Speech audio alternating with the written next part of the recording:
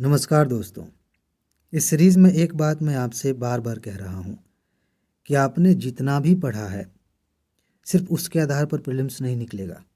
पढ़ाई बहुत ज़रूरी है, वो तो आधार है, लेकिन उसके ऊपर भी आपको बहुत कुछ सीखना है, जिसमें सबसे पहली चीज़ है यूपीएससी के पैटर्न को सीखना, उसके पैटर्न को समझना।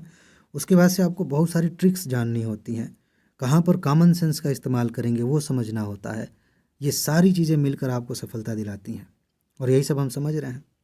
इसके पहले वाली वीडियोज़ आपने नहीं देखी हैं तो ज़रूर देखिए। चैनल को सब्सक्राइब नहीं किया है तो तुरंत कर लीजिए, क्योंकि इस चैनल पर आपको वो सारी चीज़ें मिल रही हैं जो सच में आपके काम की हैं। इधर उधर की कोई बात नहीं। फ़िलहाल आज मैंने 2 प्रश्न लिए हैं, आर्ट एंड कल्चर के हैं, और ये दोनों प्रश्न 2024 में पूछे गए थे। मैंने सबूत भी दिखाते समय दिखाया था कि देखिए कितने सीधे से प्रश्न थे। इसके बारे में हमने वीडियोज़ में भी बातें की थी, नोट भी आपको दी गई थी। खैर वो अलग बात है, लेकिन इन 2 प्रश्नों के माध्यम से हम क्या समझने वाले हैं यूपीएससी के पैटर्न को लेकर, वो देखिए। क्वेश्चन पूछा गया है, इसको देखिए। यूनेस्को द्वारा जारी विश्व धरोहर सूची में शामिल की गई निम्नलिखित संपत्तियों पर विचार कीजिए। अच्छा, ये आपने देखा, उपरोक्त में से कितनी संपत्तियों को 2023 में शामिल किया गया था। यहाँ हम इत्मीनान से पढ़ रहे हैं। हो सकता है कि आपने किताब खरीदी पढ़ा हो सकता है कि आपने खुद एग्ज़ाम दिया था 2024 में, तो आप आसानी से इस चीज़ को पकड़ सकते हैं कि मैं फ़िलहाल सबसे पहले किस बात की ओर इशारा करने वाला हूँ। लेकिन एग्ज़ामिनेशन हॉल में हम बहुत तेज़ी से पढ़ते हैं। पिछली वीडियो में भी मैंने बताया था, हम इतनी तेज़ी से पढ़ते हैं कि छोटी छोटी डिटेल्स हम स्किप कर जाते हैं और उसकी वजह से गलतियाँ होती हैं। यूपीएससी ने बहुत पहले, मेरे ख्याल से 2014-15 के आसपास, ऐसे ही क्वेश्चन एक पूछा था। इसका मतलब ये नहीं कि उसके बाद नहीं पूछा, अभी वही ध्यान आ रहा है तो वही बता रहा हूँ। नीति निर्देशक तत्वों के बारे में पूछा था और लिस्ट दे दी गई थी। उसके बाद इधर लिखा था कि कौन से गांधीवादी ये निर्देश हैं हमारे संविधान में। हम ऊपर का पढ़ लेते हैं, यहाँ ध्यान नहीं देते। कई बार यहाँ पर यूपीएससी खेल करती है, कई बार यहाँ करती है। जितना ज़रूरी है इन विकल्पों को पढ़ना, उससे ज़्यादा ज़रूरी है ये जानना कि इस पहली लाइन में लिखा क्या गया है, और यहाँ पर जो ऑप्शन दिए गए हैं उसके पहले वाली लाइन में यहाँ पर क्या लिखा गया है। देखिए, सबसे पहली चाल ये है यूपीएससी की। जब आप इसे पढ़ेंगे, यूनेस्को आपने पढ़ा, विश्व धरोहर सूची पढ़ी, तुरंत दिमाग में आएगा अरे ये तो हमने पढ़ा ही है। इसके बारे में तो हमने जब से तैयारी शुरू की थी तब से पढ़ रहे हैं। और देखते हैं शांति निकेतन, रानी की वाव, होयसल के पवित्र मंदिर समूह, बोध गया, ये सब जब आप पढ़ते हैं तो आपको लगता है बिल्कुल ये सही बात है, ये सब है यूनेस्को की सूची में, और आपको लगता है कि ये चौथा सही हो जाएगा, चारों के चारों हैं। ये कब लगेगा? जब आप एक गलती करेंगे, जब आप दौड़ते हुए ये सारे ऑप्शन पढ़ेंगे और 2023 इसे भूल जाएंगे।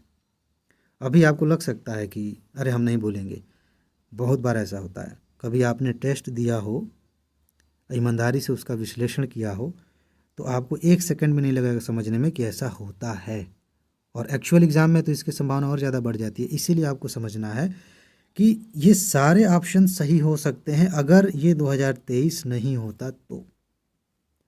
लेकिन यहाँ पर कहा गया कि 2023 में किन्हें शामिल किया गया है, तो आपको समझना पड़ेगा कि करंट अफेयर में आपने क्या पढ़ा है। इसीलिए करंट अफेयर में जो टॉपिक्स मैं पढ़ाता हूँ, बार बार कहता हूँ कि आप पैटर्न के अनुसार चलिए, आपके लिए चीज़ें ज़्यादा आसान हो जाती है। उन टॉपिक्स को पढ़िए जो ज़्यादा महत्वपूर्ण है। जब आप करंट पे ध्यान देंगे तो आपको पता चलेगा कि 2023 में इनमें से 2 को शामिल किया गया था। अब वो 2 कौन हो सकते हैं, क्योंकि ये विकल्प थोड़ा अलग तरीके से बनाए गए हैं, ठीक है। अब आप यहाँ पर इस तरह के प्रश्न में, चलिए आप भूल जाते हैं एक कुछ सेकंड के लिए कि ये यूनेस्को से संबंधित है और 2023 की बात है। मान लेते हैं कि ये भूगोल का प्रश्न है, मान लेते हैं कि ये अर्थव्यवस्था का या पॉलिटी का प्रश्न है, साइंस का, ठीक है। फॉर्मेट देखते हैं, आपको ऑप्शंस दिए जाते हैं और पूछा जाता है केवल एक सही है। अब केवल एक इनमें से कोई भी हो सकता है, ये बहुत कठिन प्रकार का प्रश्न है। केवल 2 सही है, कोई भी 2 हो सकते हैं। अगर यहाँ पर लिखे केवल एक, यहाँ पर एक एक शब्द ना लिख करके 1 ऐसे लिख दे, इसका मतलब हो जाएगा कि इसकी बात हो रही है। लेकिन ऐसे कह रहा है कि केवल एक, अब इनमें से कोई भी केवल एक हो सकता है। कई लोग जिन्होंने अभी अभी तैयारी शुरू की है उन्हें लग सकता है कि केवल 2 का मतलब ये है कि ये दूसरे नंबर का, केवल 3 का मतलब है कि ये तीसरे नंबर का। इस गलत फहमी में मत रहिएगा। अगर आप अभी तक थी तो कमेंट में बताइए कि ये गलतफहमी थी आपकी, बहुत सारे लोगों की होती है। जब ऐसे नंबर्स लिखे हों, केवल एक मतलब एक, केवल दो मतलब दो, ऐसे करके, तब आप समझिए कि एक मतलब ये, दो मतलब ये। जब हिंदी में या इंग्लिश में ऐसे लिखा रहे कि केवल तीन, तो आपको ये समझना है कि इनमें से, इन चारों में से कोई भी केवल तीन हो सकते हैं। ये पहली बात है। लेकिन जो मैं समझाना चाह रहा हूँ वो कुछ और है। इस फॉर्मेट में क्वेश्चंस आएंगे। 2023 में तो बहुत सारे क्वेश्चंस आए थे, बहुत कठिन पेपर बनाया गया था, इसके बावजूद हमने सबूत दिखाए थे कट ऑफ से ज़्यादा के। देखिए, अगर आप इनके बारे में थोड़ा बहुत जानते हैं, आपने पढ़ाई की है, तो आप आसानी से एक या दो, तो कम से कम एक निकाल सकते हैं कि ये नहीं है, ये बहुत पहले का है। मान लेते हैं कि आपने इस चौथे वाले को समझ लिया कि नहीं, इसके बारे में तो मैंने पहले भी पढ़ा था कि इसे शामिल किया गया है, तो ये तो नहीं होगा, सभी नहीं हो सकते, ठीक है।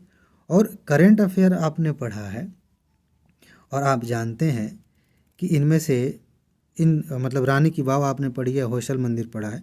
खैर, मेरे ख्याल से मैं आपको थोड़ा दूसरे डायरेक्शन में लेके जा रहा हूँ, वो मैं ठीक उसी तरह का प्रश्न होगा तब बताऊँगा। फिलहाल अभी के इस पैटर्न में हम ये कर सकते हैं कि कम से कम एक ऑप्शन यहाँ पे आप एलिमिनेट कर सकते हैं। लेकिन कुछ और खूबसूरत प्रश्न 2024 में ही पूछे गए थे, ठीक इसी पैटर्न पे पूछे गए थे। आगे उनकी बारी आएगी तो वहाँ मैं कुछ और बातें समझाऊंगा और बारीकी से ज़्यादा समझ में आएगा।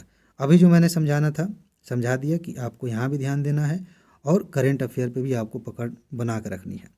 फिलहाल इस क्वेश्चन को देखिए, जिसके माध्यम से मैं क्या समझाना चाहता हूँ, और यूपीएससी ऐसे क्वेश्चंस पूछती है तो आपको करना क्या है।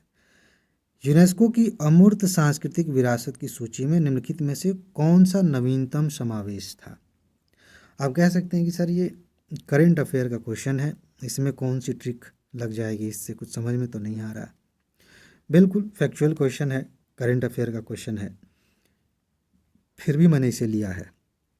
उसका कारण ये है कि यूपीएससी ने ठीक इसी पैटर्न पर अब तक कई प्रश्न पूछे हैं। अभी जो इस समय मुझे याद आ रहा है, ये जो 22 भाषाएं हैं ना हमारे संविधान में 8वीं अनुसूची में, यूपीएससी ने मेरे ख्याल से 2 बार प्रश्न पूछा है कि लास्ट में जिन भाषाओं को जोड़ा गया था वो कौन थी। मेरे ख्याल से 2024 में भी पूछा गया था क्या, या 23 में, उसके पहले भी पूछा गया है। ठीक, 2023 या 24 में से किसी भी साल में दोबारा से इसे रिपीट किया गया था।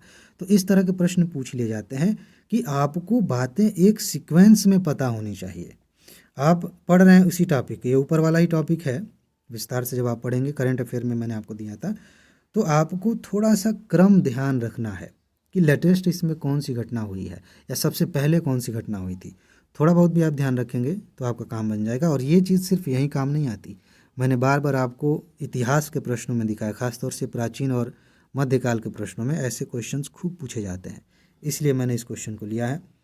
बाकी अगले वीडियो में अलग तरह का क्वेश्चन लेंगे और उसमें समझेंगे कि यूपीएससी कैसी चालाकी कर रही है, कैसे प्रश्नों को अपने अनुसार घुमा रही है और आपको जाल में फंसा रही है। एक बार आप समझ जाएंगे, आपके लिए प्रश्न पत्र आसान हो जाएगा। ठीक है जी, तो इसमें बस इतना ही है। अभी तक आपने चैनल को सब्सक्राइब नहीं किया है तो कर लीजिए, आपके बहुत फ़ायदे की बात है। आगे मिलते हैं, नमस्कार।